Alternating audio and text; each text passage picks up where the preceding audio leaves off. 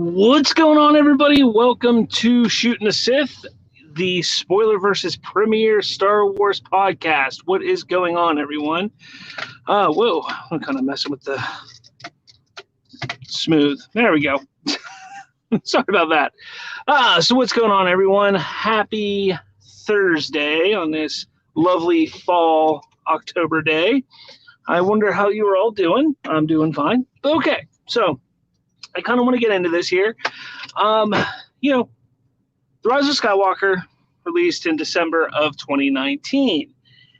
I've had a few chances to sit back and watch it, and I'm not going to lie, the first few times I saw it, I really, really enjoyed what I was watching and felt that it was a fitting conclusion to the end of the Skywalker Saga, but the more I watched it, the more I started to realize that the ending was really, really just bad, really bad.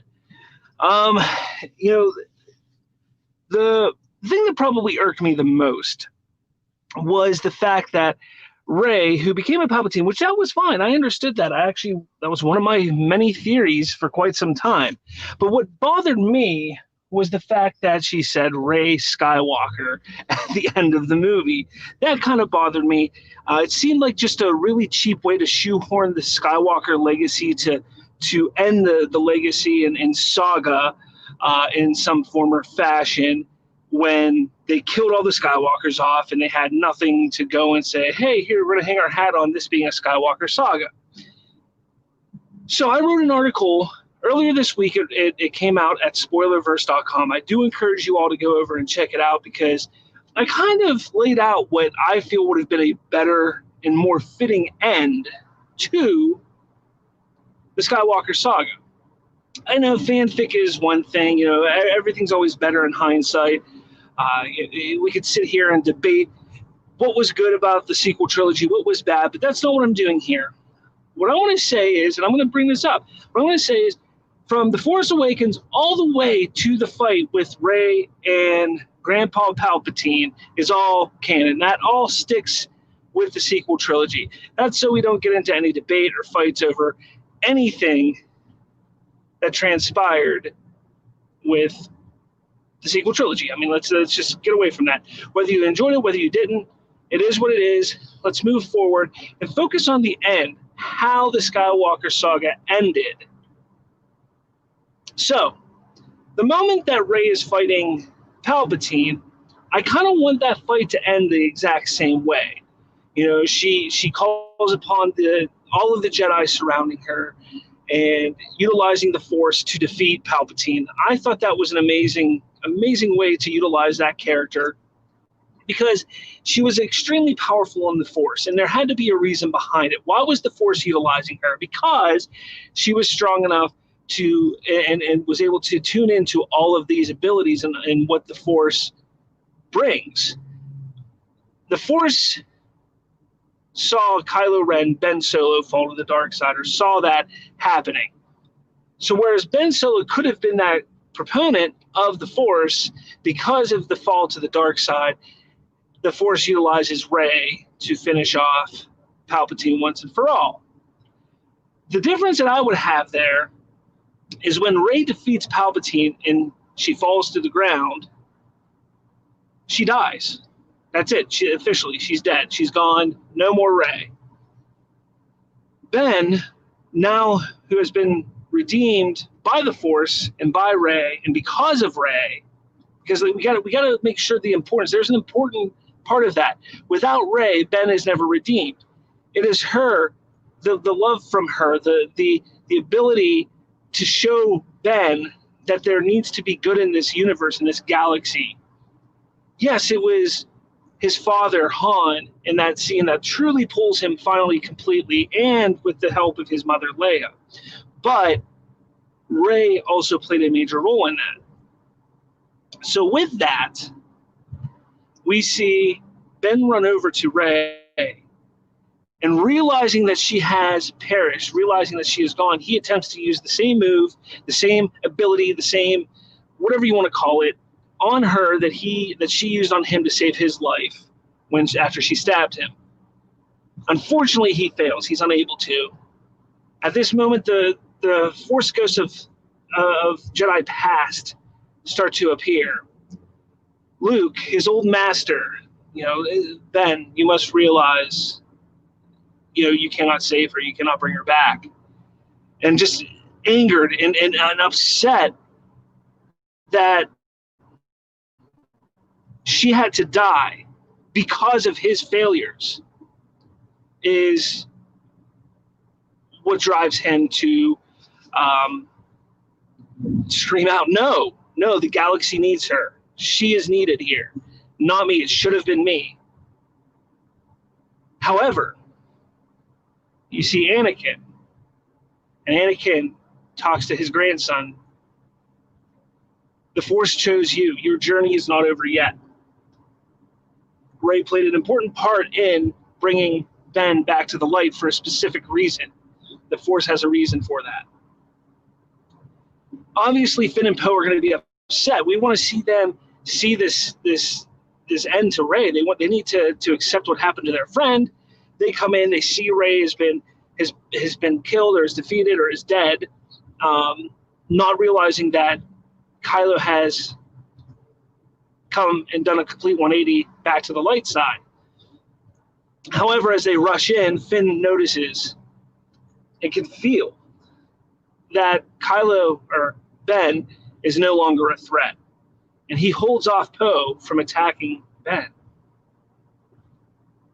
It's kind of poetic, and it's kind of an enhancement on Finn being Force sensitive, something that was just kind of thrown to the wayside a bit. Ben, realizing that he cannot stay, while he has been redeemed in the eyes of the Force, in the eyes of Rey, in the eyes of the dark side, the rest of the galaxy has no idea that he is completely saved and back to his old self. So he rushes off. The Millennium Falcon, which Finn was in and which landed, he rushes over to. Chewie and R2 are on board. As he rushes up the entrance, Chewbacca roars. He sees R2. Gives a little nod. Hey, old buddy, it's been a while. Maybe in a more somber voice. But as he gets on board, Chewie roars, gives him a huge hug. Chewie can tell that Ben is back. And despite being the one who killed his best friend, realizes that it is more important that Ben is back to the light and able to move forward. So they both, Chewie and Ben, rush to the cockpit. Chewie roars, asking where they're going, and he goes, I know just the place.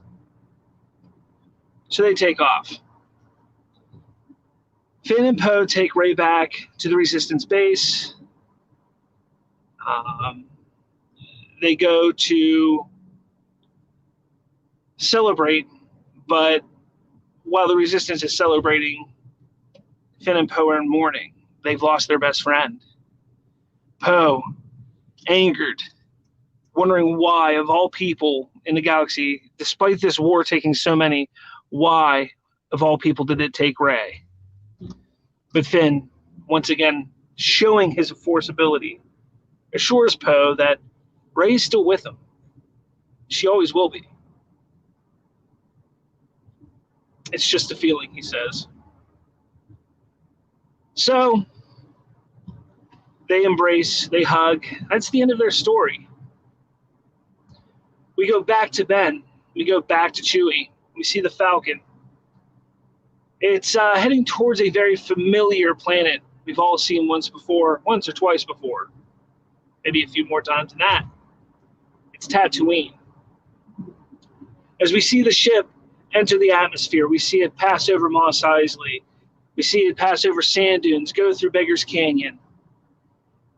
As it starts to approach a very familiar looking homestead. Lars' homestead. It's a little disheveled after the years of no care taken into it. The ship lands. Ben grabs a couple lightsabers, looks to be Luke's and Leia's. He makes his way towards the doors. R2 and Chewbacca try to follow him. He says, no, this is something I must do on my own. Door opens and he walks down the ramp. He continues on looking through the homestead. We see bits and pieces of some fan servicing, obviously. Yeah, seeing the kitchen once again. Makes his way to the garage where he picks up a T-16 Skyhopper model and kind of flies it around a little bit as he looks at it, sets it down, and as he's doing that, we hear a familiar voice of Luke Skywalker. Not so long ago, I felt that I had no future. Not so long ago did I feel lost. Another voice comes through, and not long before then, I too felt just as lost. As we see Anakin Skywalker's Force Ghost. They have a discussion with Ben on the importance of where he is currently in his life. Ben, still unsure of where he must go and what his purpose is for still being alive, despite all the horrors that he had created as Kylo Ren, is assured by Anakin that his mission, his journey is not yet over, but it is only beginning.